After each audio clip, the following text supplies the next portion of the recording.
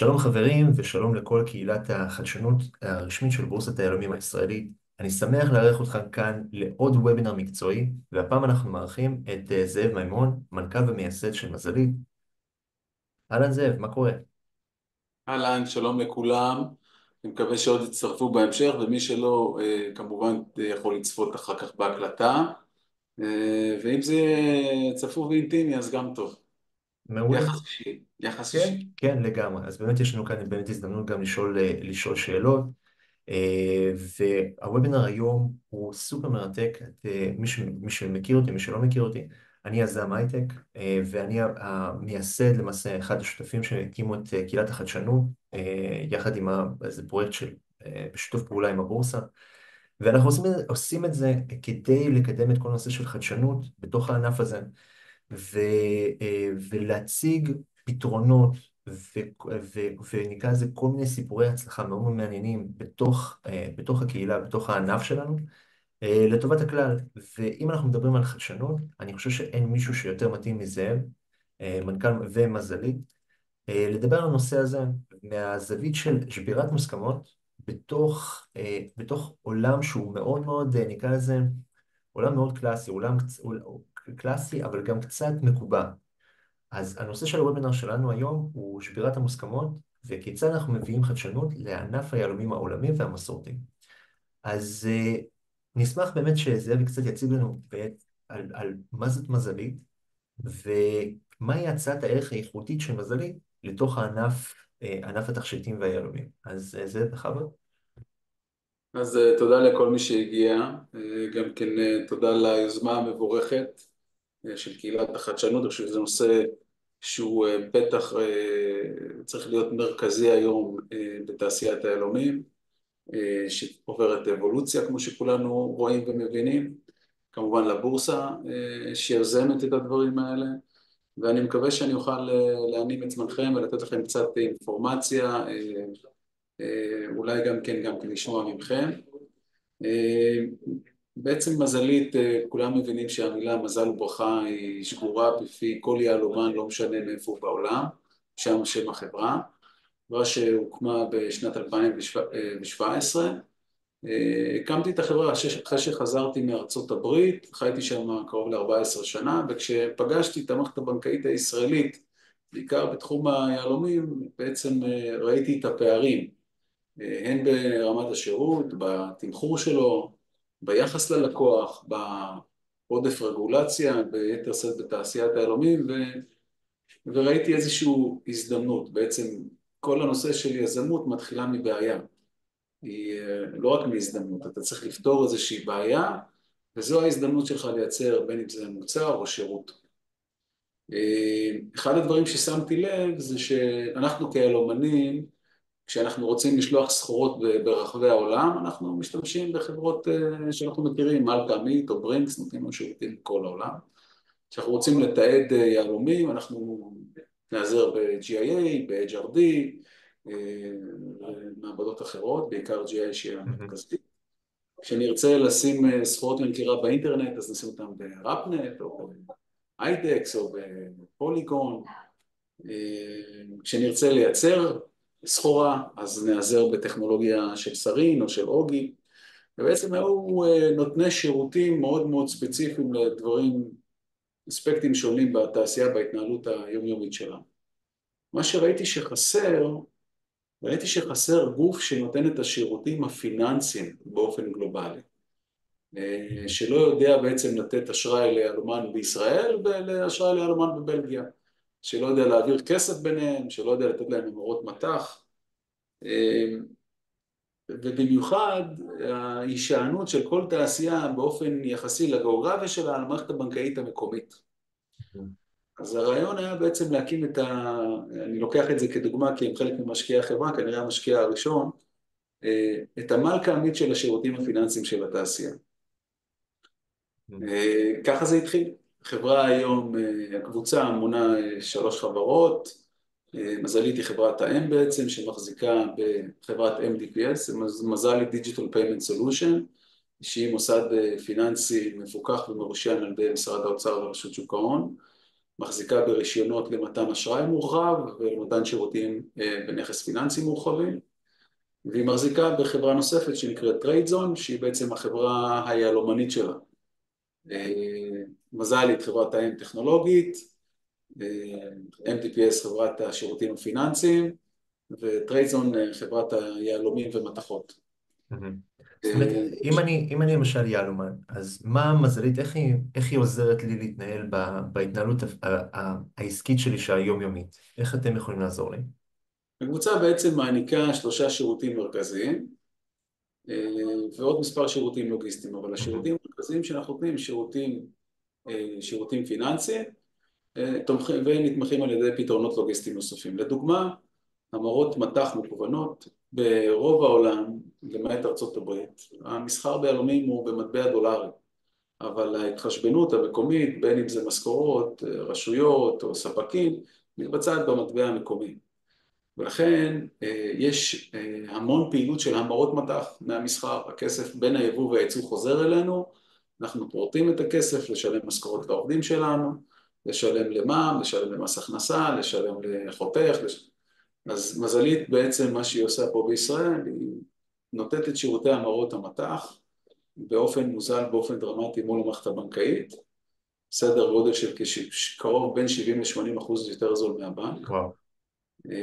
פעילות של החברה בתחום הזה מגיעה כבר קרוב למיליארד שקל מיוני 21. וואו. זה המון כסף לאמיר, ואנחנו חוסכים המון כסף ליהלומנים. זה שירות אחד, המרות מט"ח. השירות השני, שירות העברות כספים בגין יבוא סחורות. תעריפוני הבנקים בישראל באופן לא מפתיע הם מאוד זהים, מאוד דומים. כאשר לדוגמה אתה רוצה לקנות יהלומים ב$100,000. תעריפון הבנק בעצם מחייב אותך במינימום של $23, לא משנה אם זה מזרחי או דיסקונט או הבינלאומי, ובעצם גובה ממך עוד 0.25 או 0.35 ללא תקרה. זאת אומרת, תיאורטית הבנק יכול לבקש לך להעברה של $100,000, $380-370. אבל בגלל שאומרים לך שאתה לקוח חשוב ורוצים לשמר אותך, אז נותנים לך 50% הנחה, עדיין אתה משלם איזה $100 ומשהו.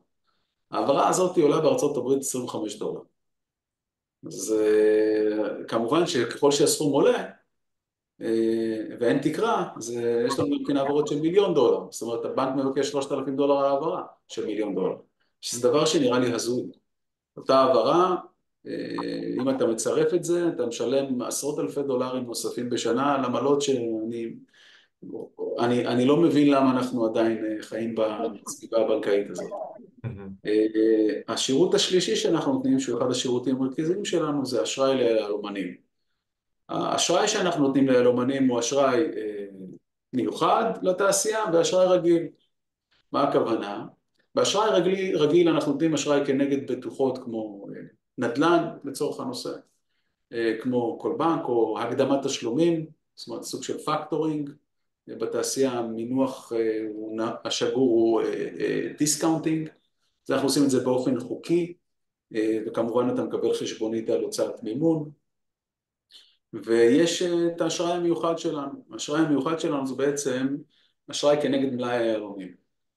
בעבר הבנקים היו מממנים יהלומים, היו אומרים ליהלומן תוריד סחורות למטה, זה בכלל היה סימן לא טוב, היה סימן שבעצם אתה נמצא באיזושהי בעיה עם הבנק, והבנק מנסה מה שנקרא לשפר עמדות מבחינת הנשייה שלו.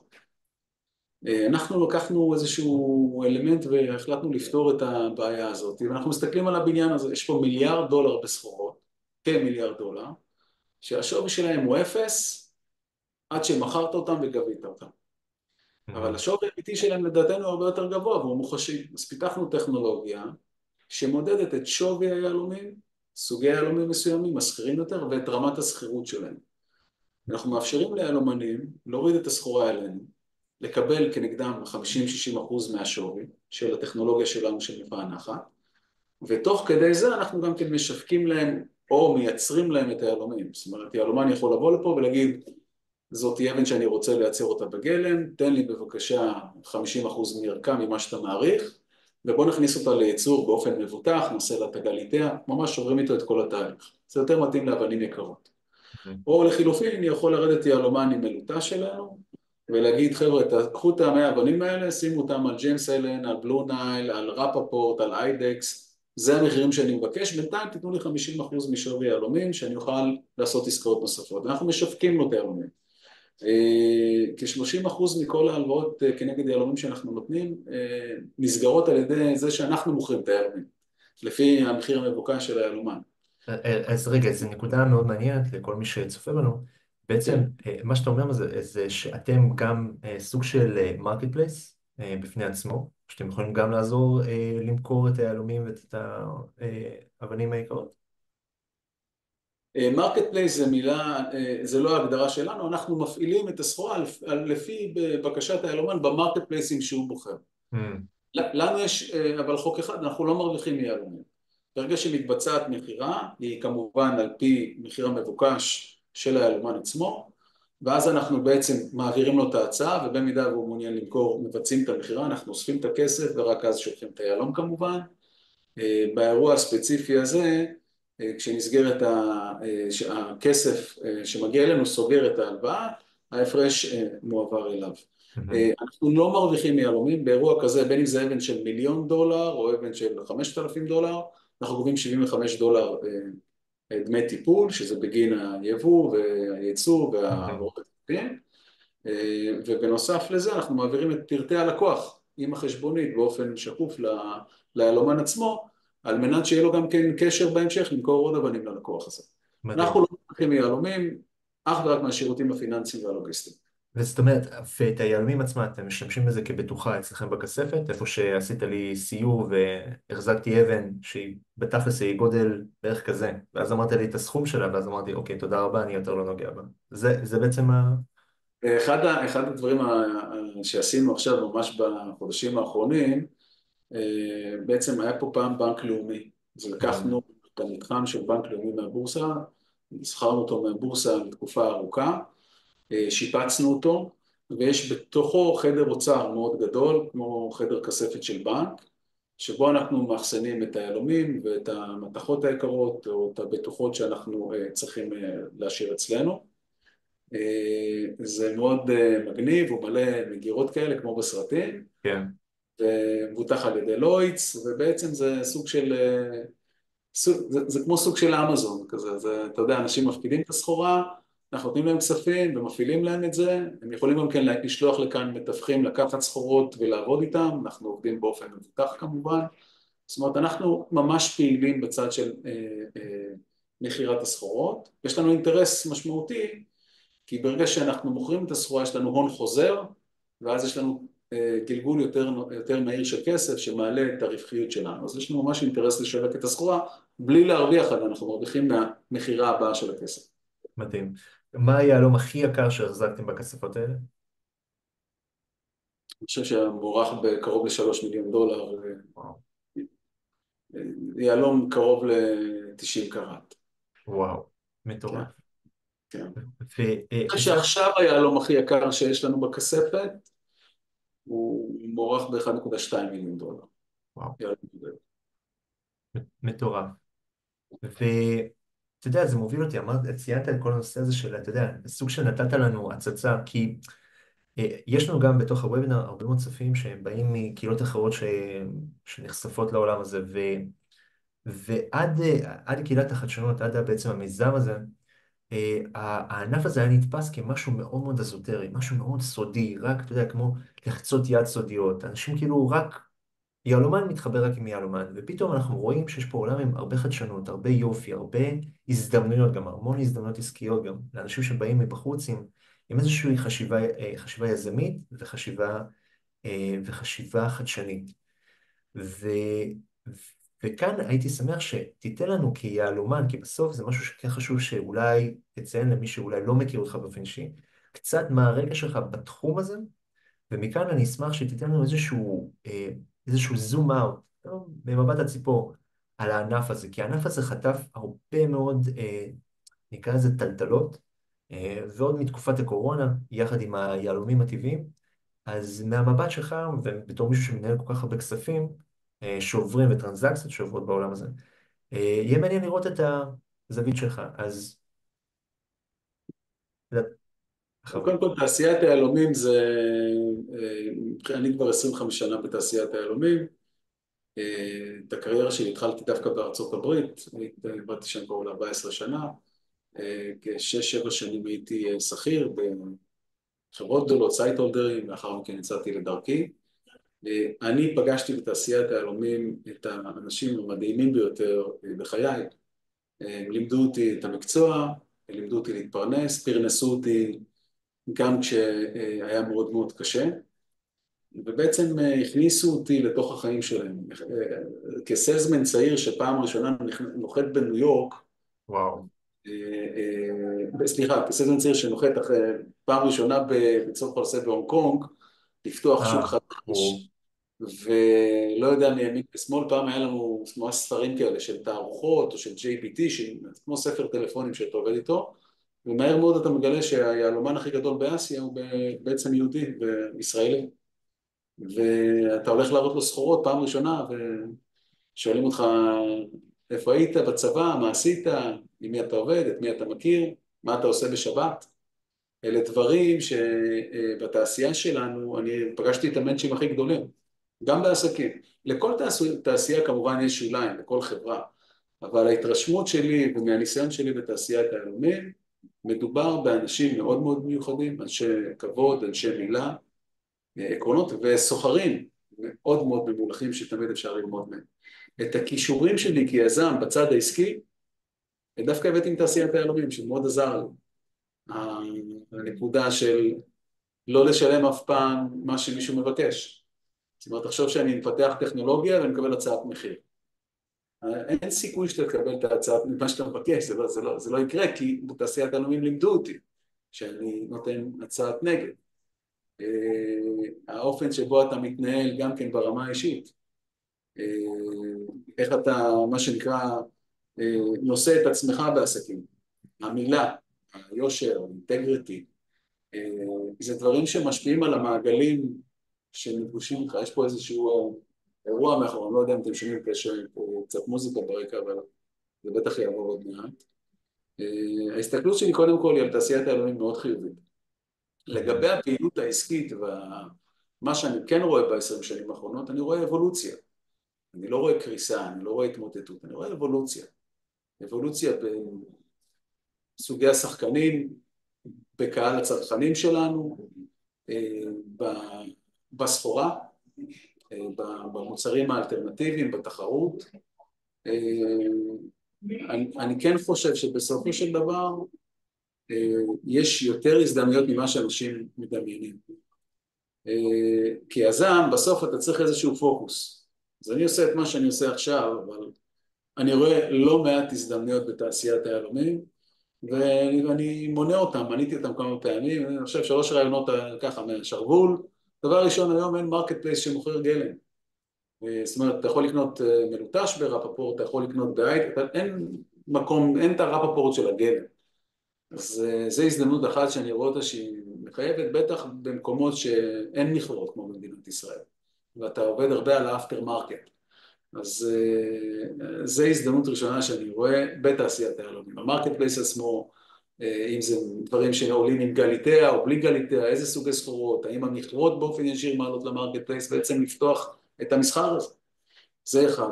כל העולם הזה של הסייט הולדרים צריך להיעלם, לא צריך לתת לאף אחד בעצם איזשהו יתרון יחסי, אלא פשוט צריך לפתוח את השוק, ואני חושב שזה יעשה טוב. הזדמנות שנייה, מעניין. זה כל נושא היוקרה.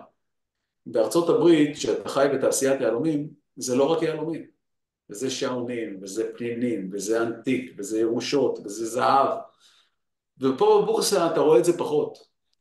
ואני שואל את עצמי, למה אין פה למטה חנויות של רולקס, שאנחנו נותנים להם את השכירות בחינם, שיקחו רק שיביאו טראפיק של אנשים?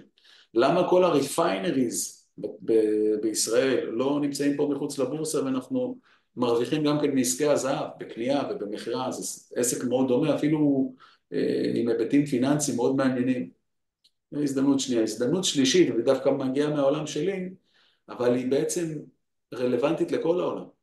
היום כשאתה נכנס לאתר כמו רפפורט או אתר B2B ואתה רוצה לקנות יהלום מיהלומן אחר, אין לך אפשרות תשלום באתר. כי כרטיס אשראי ופייפל לא מתאימים לא לסכומים ולא לעמלות וגם לא להתכחשות לעסקה, כל מנגנוני התכחשות לעסקה. צריך לייצר משהו אחר, צריך לייצר איזה סוג של payment system שיודעת לקשר בין המשקיעים, שמחליפה את הוודאות של קבלת הכסף. הרי עד לפני כמה שנים, עשור, 15, 20 שנה, כשהיינו נוסעים לקנות יהלומים או למכור יהלומים, היה מקובל, נהוג וחוקי להגיע עם הכסף לעסקה. ואז היה מגיע יהלומן אחד מצד אחד עם היהלומים, ויהלומן שני היה מגיע עם הרצון לקנות ועם הכסף, והעסקה הייתה מתבצעת פנים אל פנים, היו סופרים את הכסף, והיו מעבירים, והייתם מחליפים בשולחן את ההחזקה ביהלום עצמו. היית בודק את היהלום, הוא היה סופר את הכסף, זה היה נגמר ככה. לא מדבר עכשיו על הנושא של הפתקים שקנינו, שנתתי לך IOU. התשלום היה יכול להסתיים במקום. עם חוקי המזומנים והמלחמה בהון השחור וכו' וכו' וכו', אין אפשרות לעשות את זה יותר. ובעצם נוצרה סיטואציה שאחד מצדדי העסקה חייב לקחת פוזיציה. או שהיהלומן נותן לך את האבן ומחכה שתעביר לו את הכסף, או שאתה מעביר לו את הכסף ומחכה שהוא ישלח לך את האבן. נכון שבתעשייה בטוחה, כמו התעשייה שלנו, דרך, עוד מעט אני אתן לכם סטטיסטיקה, שתבינו כמה היא בטוחה, לרוב לא קורה שום דבר.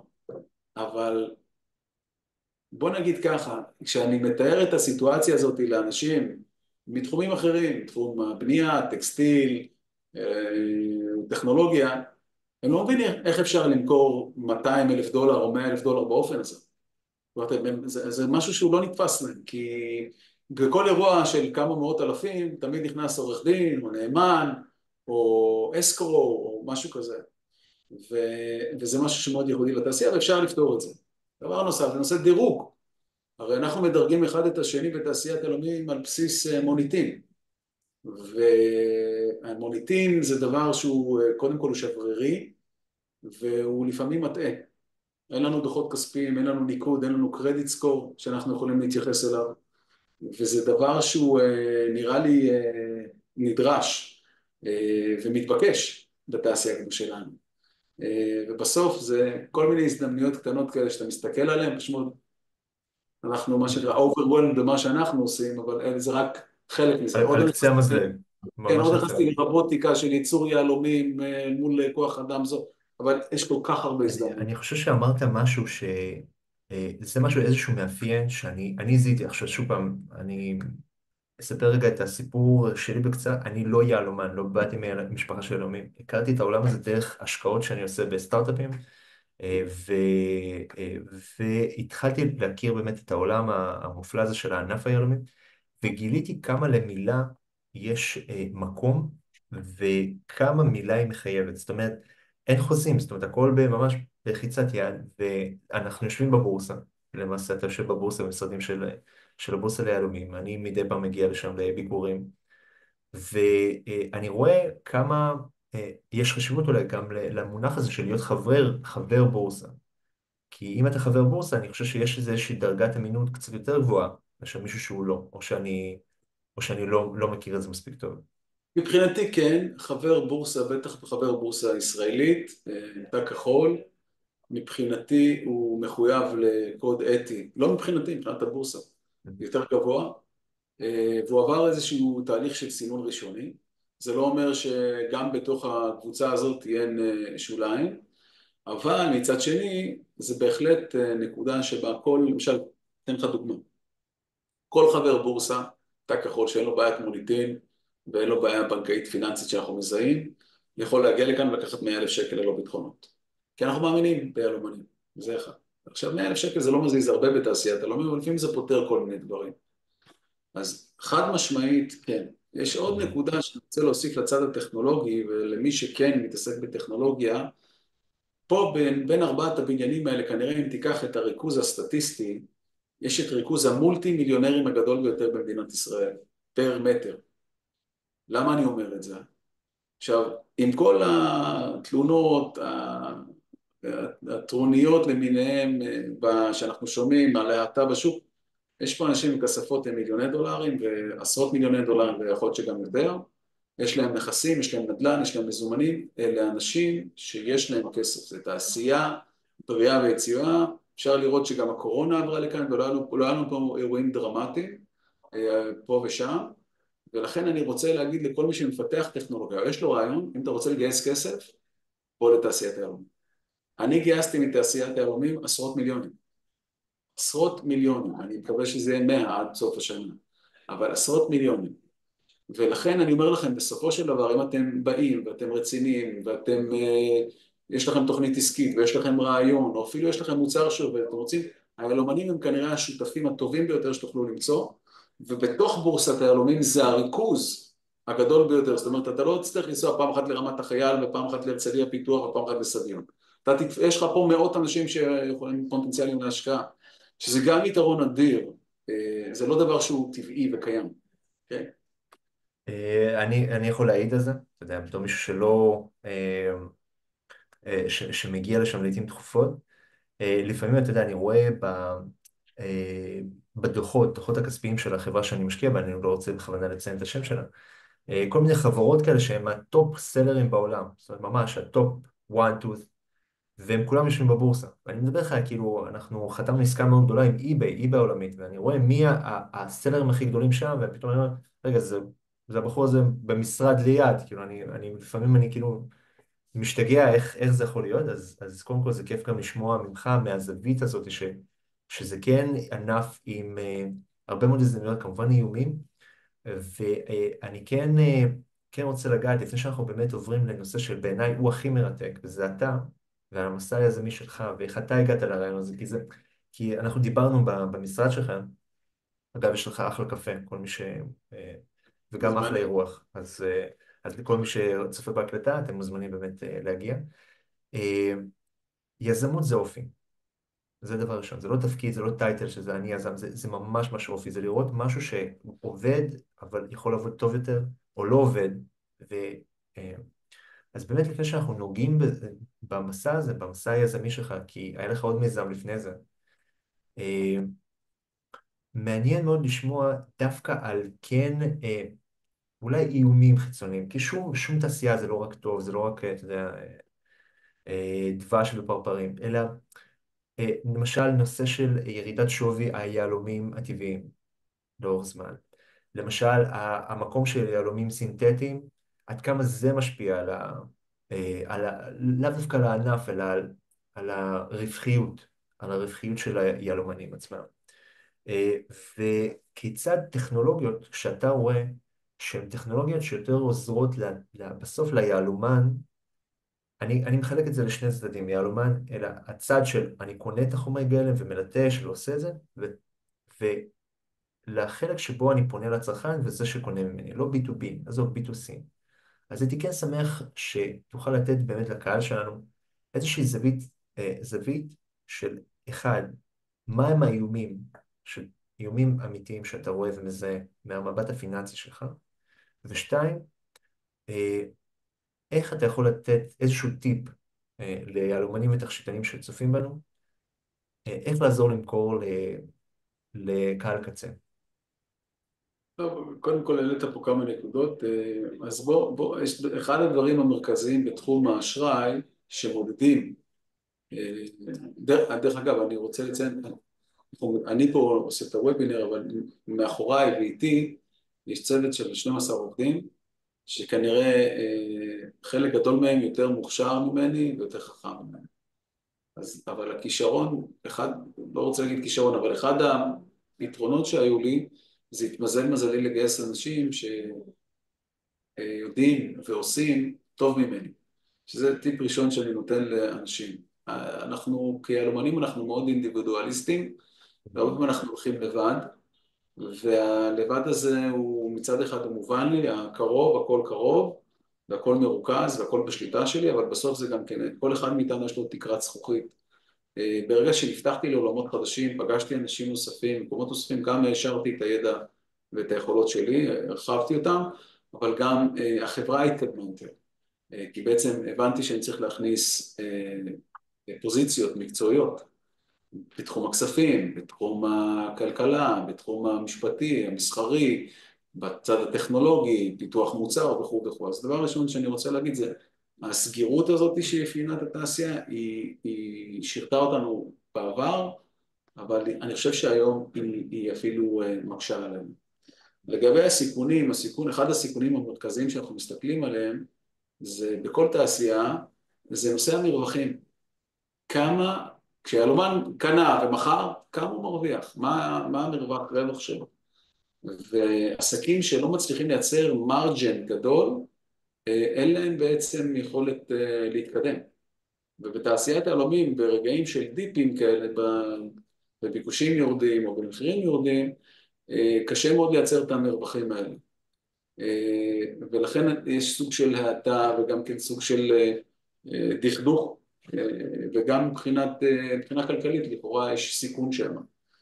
הסיכון הזה אומר שאם אתה מרוויח על אבן 5% ונתת 75 יום, אבל האשראי הבנקאי שלך בעצם מחק לך חצי מהרווח הזה, והשילוח והביטוח והמשרד וכל הדברים האלה, אתה נשאר בלי כלום, ואתה בעצם סוג של עובד בשביל האחרים, כולם מרוויחים חוץ ממך. זה אחת הבעיות המרכזיות שאני מזהה, שהתמחור של ההלומים, שאנחנו רוצים כל כך למכור את האבן, שאנחנו מוכרים אותה לפעמים זול מדי. לפעמים אין ברירה, כיוון שצריך להחזיר כסף הביתה. זה סיכון ראשון של המרווחים הקטנים של תעשיית ההלומים, מצריכים תפעול מדויק ונכון. מה זה אומר? זה אומר שאם אתה הולך לפרוט כסף, אז אל תתרום את הכסף ותחפש את העסקה הכי טובה.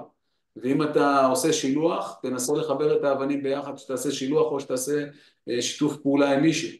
ואם אתה הולך לתערוכה, אז תבדוק אם התערוכה הזאת היא מחזירה את מה שאתה הולך למכור, תמדוד את זה. אם יש, כמה מהאנשים פה עובדים עם אקסל, כמה עובדים עם איזשהו CRM, אני לא יודע, אבל אני מתאר לעצמי שיהלומן מאוד נוח לו לפעמים, לי כיהלומן היה מאוד נוח לפעמים, לא לחשב את הדברים בשביל לא לדעת את התמונה האמיתית. ובעסקים הקלאריטי, התמונה האמיתית, כל אחד מאיתנו צריך לדעת מה הנזילות שלו היום, מה שווי הסטוק שלו היום, איפה הוא נמצא ביחס החוב הבנקאי שלו, ואיפה הוא נמצא מבחינת התוכנית העסקית שלו, החזון שלו 12 חודשים קדימה, גם מבחינת תזרימית וגם מבחינה עסקית. אלה סיכונים שאני מזהה אותם.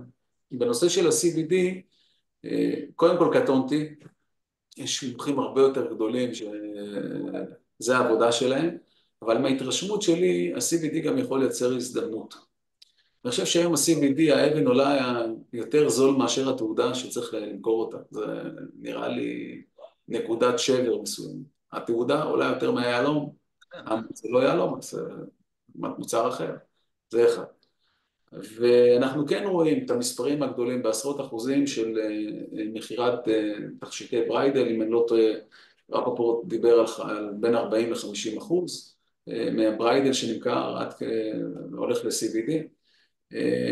אני לא יודע מי מסתובב עם CBD, אני לא יודע, אני נותן לאשתי CBD, אני חושב שהייתי מקבל מכות, אבל אני כן יכול להגיד את הדבר הבא, אין לזה בעצם after market, אין לזה secondary market, אם האבן עולה $100, ומה שנקרא, השחלת את הלקוח עם הטבעת ועם זה, ומכרת את זה ב-500% יותר, ב-500, אוקיי, פי 5, $500. אז נכון, הרווחת $400 על העסקה הזאת, אבל הבחור הזה לא יקנה ממך עוד אבן. אם הוא יקנה ממך עוד אבן, הוא ידע שהוא ינסה למכור לך את האבן בחזרה, אתה תתן לו איזה $100. זה בעייתי. נכון שגם ביהלומים הם מפסידים כסף, ונכון שביהלומים אתה עלול להפסיד הרבה יותר כסף. אני מסכים עם הנקודה הזאת. אבל יש הבדל בין לקבל אפס כסף, שאתה בא למכור את היהלום שקנית, וזה עולה יותר מהחנייה שאתה חונה ב-47, למכור את היהלום שלך, עולה יותר מה שתקבל על היהלום, זה נראה לי לא נורמלי. וואו. אבל הוא כן הגיע לקהלים רחבים נוספים, שבעבר לא היה להם יכולות לקנות יהלום. ואני חושב שאולי אחד הדברים שעוברים לחלק מהאנשים האלה בראש, זאת אומרת, יום אחד שאני אהיה גדול, יהיה לי יהלום אמיתי. וזה אולי משהו שירחיב בהמשך את קהלי נכון. היעד שלנו. מעניין. זה בדיוק, זה השאלה הראשונה של אשתי, שאמרתי שאני, אחד השותפים העסקיים שלי זה הבורסה ליהלומים, אמרתי, יופי, אני, אתה, כאילו, אתה מעביר? מה אתה מעביר? איזה יהלום? כאילו, ישר, זו השאלה הראשונה, זה מדהים.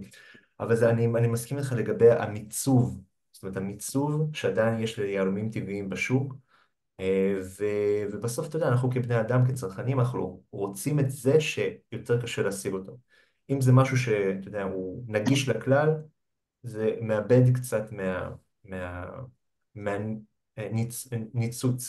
נצנוץ. אה, תראה, לי חשוב שאנחנו נשאיר אולי גם קצת מקום לשאלות אם יש לאנשים, ו, אה, ואולי לסיום, ממש לקראת סיום, הייתי שמח שכן תיגע בבלוקצ'יין, מה שנקרא, במיזם הקודם, בבלוקצ'יין. אה, מה היה האתגר, מה עשית אז, ומה למדת, בעצם למדת את זה למיזם הזה של מזלית. תראה, במיזמים קודמים שהיו לי, בוא נדבר רק רגע על המיזם הראשון של מזלית. מזלית התחילה בעצם מכישלון. שוחחנו על הנושא של העברות הכספים, הפתרון וגיוס הכספים הראשוני של החברה היה להקים ארנק דיגיטלי שמתעד עסקאות בבלוקצ'יין באופן כזה שהן אי-רוורסביליות והן שקופות ומבוזרות, העברות כספים. האתגר שם הטכנולוגי, קודם כל כשאנחנו יצאנו לדרך, כל נושא הבלוקצ'יין היה ממש בחיתולים, אבל אני חושב שהוא עדיין נמצא בחיתולים מבחינת רגולציה. המערכות הבנקאיות, לפעמים אתה רק אומר את המילה בלוקצ'יין, זה לא קריפטו דרך אגב, בלוקצ'יין זה טכנולוגיה, קריפטו זה נושא אחר, הוא יכול להיות מבוסס בבלוקצ'יין, אבל המילה עצמה הפחידה מאוד את המערכת הבנקאית, וגם כשעשינו מעבר לפיאט, זה גם לא כל כך חזר, כי בסופו של דבר האתגר המשמעותי ביותר, אתה מדמיין מוצר, ויכול להיות שאתה כותב אותו ומשקיע במיליונים, אבל בסופו של דבר יש שני שאלות, יש שני כשלים מרכזיים באירוע של תחילת הדרך של מזלית. הראשון זה שהמערכת הבנקאית נלחמה בנו בצורה משמעותית, לא לקבל את הטכנולוגיה הזאת, לא לאפשר לנו פעילות שעלולה לסכן את חוקי הציות של הבנק. דרך אגב, הם צודקים. היום, כשאני עובד במערכת הבנקאית, מספר בנקים, אני מבין, עובדים אצלי בנקאים, מלווה אותנו, דרך אגב, המפקח על הבנקים, מקודם יאיר אבידן, אתה מבין שהבנק זה עסק ענקי, והוא לא יכול להתעסק איתך בסיכונים מיותרים. הוא מחפש שתהיה עסק רווחי לבנק, בלי שלא מייצר סיכונים מעבר לתיאבון הסיכון שלו, והוא מחליט מה המדיניות, מה מסוכן לו ומה לא מסוכן לו. אז הנאיביות הזאת, לייצר מוצרים פיננסיים שיכריחו את הבנק לארח אותך, זה טעות אחת. הטעות השנייה, לדעתי, היא הייתה פיתוח של מוצר טכנולוגי, למרות ששם לא היה כשל, אבל אני כן רואה אותו היום, לפתח מוצר טכנולוגי לתעשייה שהגיל הממוצע בה הוא 64. וואו. אני חושב שהמוצרים שלנו, גם הם יהיו טכנולוגיים ככל שיהיו, אתם צריכים להבין שלא בטוח שהמשתמש שלכם הוא ישתמש בזה. זאת אומרת, זה בסדר שאתה מפתח מפעל לרובוטיקה לייצר את המכשירים, אבל זה לא הטכנולוגיה שהלומן עצמו ישתמש. הוא יפקיד את הלומים לייצור במרכז רובוטי, אוקיי? לצורך הנושא.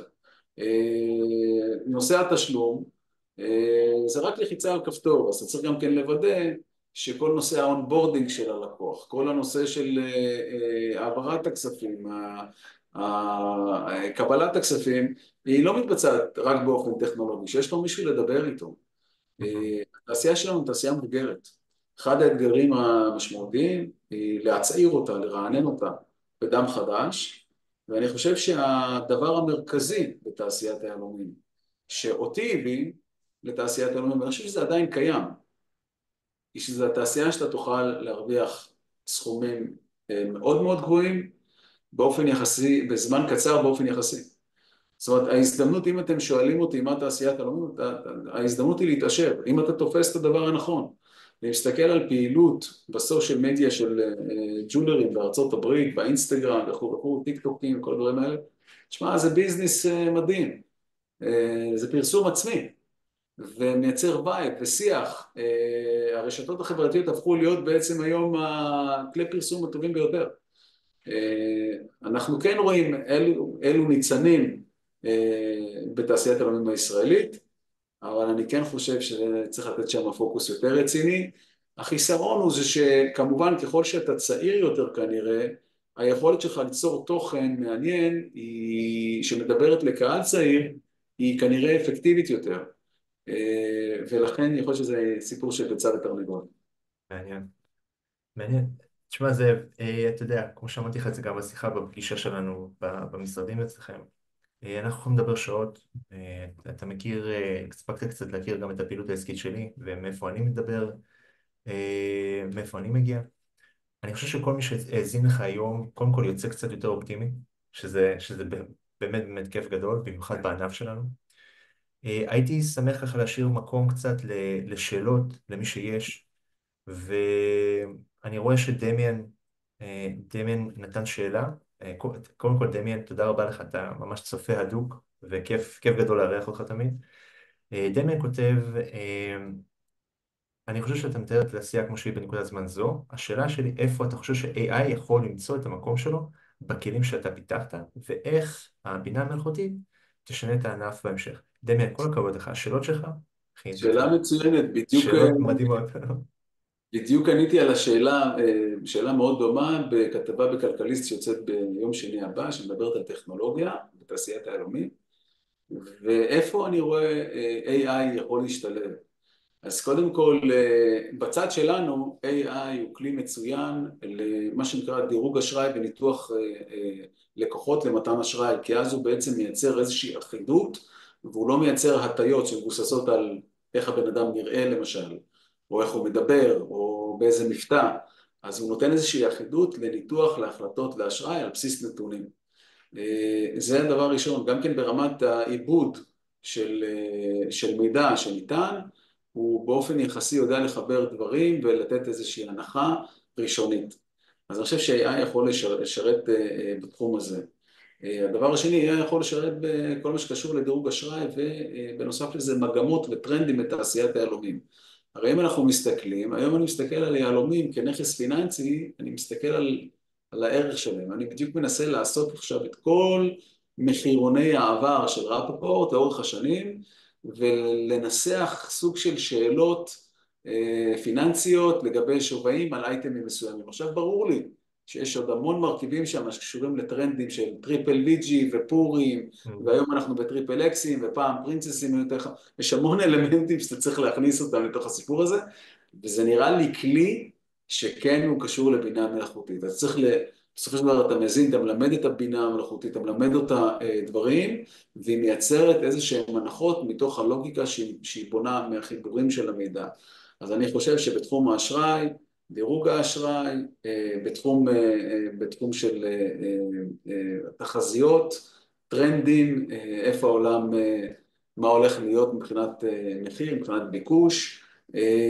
אין ספק שעולם הייצור הוא עולם הוא עדיין מאוד מרוכז. זאת אומרת, אנחנו עדיין, הייתי באיזה מפעל בבלגיה והצלחתי לראות, נכנסתי למקום, זה היה נראה כמו נאסא, ראיתי מפעל יהלומים שגם אם הייתי הולך לישון לילה לפני ומדמיין וחולם איך אני רוצה שמפעל יהלומים שלי, אני לא הייתי מצליח לדמיין את זה. פשוט רובוט ענקי שחותך, זרוע ענקית כזאת שחותכת יהלומים, וזה נראה לי תחום שהוא בתחילת דרכו. יכול להיות שהוא קצת נעצר בגלל המגמות הנקודתיות עם המלחמות, הגיאופוליטיקה וכו' וכו', אבל ברגע שכסף חדש יתעורר והשוק יתייצב, אני חושב שזה הולך לשנות את כללי המשחק. אחד החסרונות שלנו כתעשייה ישראלית, מעבר לזה שאנחנו רחוקים מהגלם, ואנחנו גם רחוקים מהלקוח הסופי, אנחנו סוג של גשר בין הדברים האלה, זה כוח האדם המאוד יקר בייצור אבנים. אבל ברגע שתהיה טכנולוגיה שתוכל לייצר בסקלביליות סחורות, אז אנחנו נוכל להתחרות שוב אל מול הכוח האדם הזול שמייצר סחורות. אז זה משהו שאני חושב ש-AI כנראה יוכל להשתלב. אני בטוח שיש עוד המון דברים, כי בסוף AI אולי הוא יחליף קצת יותר ממה שאנחנו מדמיינים. אבל אלה הנקודות שעניתי עליהן דווקא בכתבה. מדהים. אה, תודה רבה לדמיאן, תודה לזאב. יש לנו עוד שאלה. רציתי לשאול האם להרחיב את נושא מיתוג יוקרה ובורסת היהלומים. רגע, רציתי לשאול האם תוכל להרחיב על נושא מיתוג יוקרה ובורסת היהלומים הישראלים, איך אתה חושב שניתן לעשות את זה? שאלה מעולה. כתוב לי רק אייפון, מי שאל את השאלה הזאת? אם אפשר רק את השם. אייפון, אולי זה מאפל, אבל בסדר, אני קודם כל אענה, ואם כמובן, אם הוא ירצה גם כן לחשוף את שמו, זה בחירתו, הכל שאלה בסדר. מעולה. מאירה. בטח, נירה. מאירה. בטח, בוודאי. כל השאלות הכי טובות מגיעות ממאירה. מה שלומך אה, איתה? תראו, בסוף, אני חושב שתעשיית היהלומים העולמית, ובטח בישראל, זכתה משנים של יוקרה משמעותית בפעילות של הבורסה, במה היא מעורבת, מה היא מתעסקת. תרמנו מיליונים לבתי חולים, לחיילי צה"ל. דרך אגב, כשדיברתי על המנצ'ים האלה, זה האנשים הנדבנים הגדולים ביותר בתעשיית היהלומים, חלק גדול מהם גם כן בסתר, זאת אומרת, אתה לא יודע. אז קודם כל, בורסה צריכה להיות חלק מהתעשייה הישראלית, ולא רק להתנהל פנימה, אלא להתנהל גם כן בחוץ, להיות מעורבת בדברים חשובים. פספסנו כמה דברים, היה זוכר שגל גדות שליהקו אותה לאשת חיל, וונדר וומן, אז יש לה את הכתר, אז פניתי לבורסה, אמרתי בוא נייצר לה את הכתר הזה. לפני שהיא תהיה כוכב, בוא נייצר לה כתר מתעשיית יהלומים, מלא יהלומים עם המגן דוד, לא משנה מה, בוא ניתן לה כתר מתנה, אז היא הייתה לוקחת ולא, הייתה לוקחת את זה במתנה וזה היה פרסום. היום אנחנו צריכים לעשות לה את זה ולשלם לה גם כן שתיקח את זה. אבל ההזדמנויות האלה היו. יתרה מכך, בורסת היהלומים, אני מרגיש שאנחנו כולנו אולי ויתרנו על השוק המקומי. אבל לאורך ה-20 שנים האחרונות, 30 שנים האחרונות, השוק המקומי צמח וגדל עם צורכים יהלומים תכשיטים יותר גדול, פחות גדול, אבל יש את זה. ובורסת היהלומים יכולה קודם כל להשקיע בשוק המקומי. הגלריה זה תחילת דרך, הגלריה למטה של ההתאחדות זה מאוד נחמד, אבל הייתי מאוד שמח לראות שאנחנו עושים דברים נוספים, בין אם זה להיכנס לכל הנושא של הריאליטי, אח גדול, שמח גדול, זה מומחי שיווק שיודעים לעשות את הדברים האלה, להציף את הדברים האלה, להציף את השיח. זה אחד. שתיים, יש לנו בעיה בנראות. הנראות שלנו במתחם הזה, לצערי, היא לא טובה כל כך, ואני מבין שיש אולי מצוקת תקציבים בשלב הזה, אבל אני הייתי מאוד שמח לראות מרכז כאן באזור, ויש מקומות, שמרכז מוצרי יוקרה. איך אתה משייך את תעשיית היהלומים ליוקרה? אתה מייצר סקשן שמושך אנשים, אתה מביא את רולקס, אתה מביא את לואי ויטון, אתה מביא את גוצ'י, אתה מביא ליינים של תכשיטים, ואתה בעצם מחבר בין הדברים האלה. מה זה יוקרה? יוקרה זה משהו שלמישהו יש ואתה רוצה כזה, שגם כן יחשבו שאתה. Okay? אז האירועים האלה, לחבר את היהלומים לעולם היוקרה, נשמע לי מאוד הגיוני, כי בדרך כלל מישהו שיש לו יהלום, אז יש לו גם שעון, ויש לו גם תיק, ויש לו גם סמלה, ויש לו גם חגורה, וגם נעלי רמז. אם היינו מצליחים לחבר את עולם הלאגז'רי עם הפאשן, אני מדבר עם הפאשן לאגז'רי, לתעשיית היהלומים, החיבור הזה לדעתי היה יכול לעשות לנו טוב. יש לנו את השטח, יש לנו את הרצון, וגם כן אם כל אחד צריך להכניס מה שנקרא את היד לכיסו ולעשות איזה קופה בשביל הפרויקט הזה, זה יהיה נכון לנו, ואני חושב שזה הכיוון הנכון. מהמם. חברים, עוד שאלות? אם אין עוד שאלות, אני חושב שאנחנו נסיים בזה. אז חברים, קודם כל תודה רבה לזה, שמע, מרתק, באמת. אני מרגיש שאנחנו ממשיכים את אותה שיחה שלנו מהמשרד, אבל תמיד כיף גדול גם לשמור לך, גם להכיר עוד רבדים בתוך העולם המופלא הזה שנקרא ענף היהלומים והתכשיטים, ובכלל בעולמות החדשנות. ובאמת תודה רבה לך שהסכמת להתארח אצלנו בוובינר. הוובינר הזה באמת נעשה. נהפוך הוא, תודה על ההזדמנות. כמובן, כל מי שנמצא, או מי שרואה את זה אחר כך, מי שיש לו שאלה, מי שרוצה לבוא להגיד שלום, סתם סקרנות. אנחנו אנשים מאוד פשוטים ונגישים. תפדל, מה שנקרא, הדלת שלנו פתוחה, אנחנו פה בקומת הגשר במכבי מול בנק מזרחי, ליד המעליות.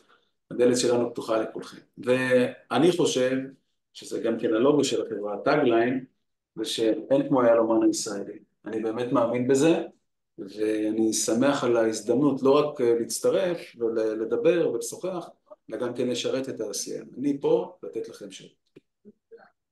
אין עליך, באמת, אין עליך זה. תודה רבה לכם חברים, שיהיה לנו באמת סופש רגוע, שבת שלום, ותודה רבה לכל מי שהגיע וצפה ולשאלות המעולות שלכם. ואנחנו נתראה בוובינר הבא שלנו. תודה רבה. שלום, שבת שלום.